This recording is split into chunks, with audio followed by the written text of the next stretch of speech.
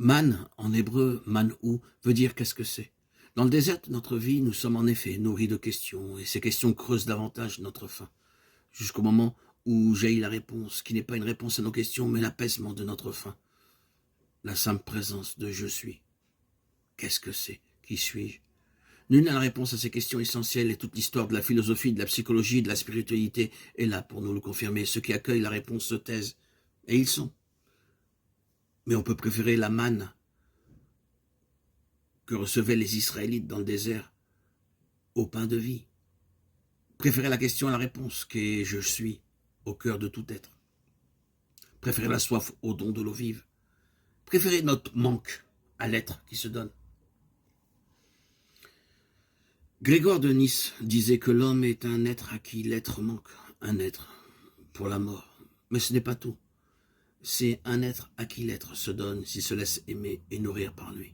S'il se laisse être je suis. S'il en fait son pain de chaque jour, son pain de vie, il devient alors un être pour l'éternité.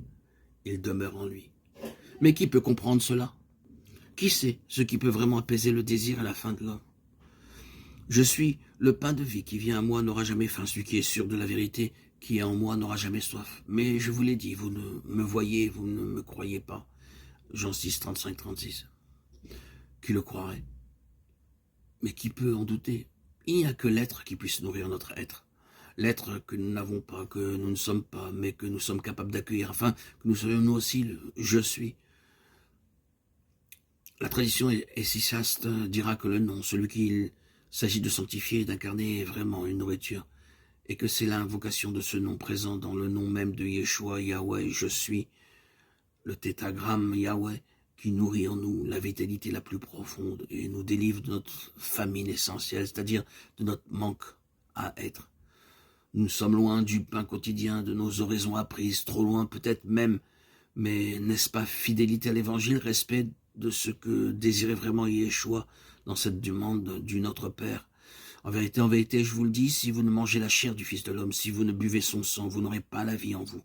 Qui mange ma chair et boit mon sang a la vie éternelle. Jean 6, 53, 54. Ma chair est vraiment une nourriture, mon sang est vraiment une boisson. Qui mange ma chair et boit mon sang demeure en moi, et moi en lui. De même que je suis vivant par le Père, qui est la vie, celui qui se nourrit de moi, vivra par moi. Jean 6, 55, 57. Il donna cet enseignement à Kfar Naoum, dans la synagogue, après l'avoir entendu beaucoup de ses disciples se récrièrent. Cette parole est dure, qui peut l'écouter? Jean 6, 59, 60. Et nous, qui ne sommes pas ses disciples, comment pourrions-nous l'entendre? On comprend qu'à la suite de ces paroles, beaucoup le quittèrent.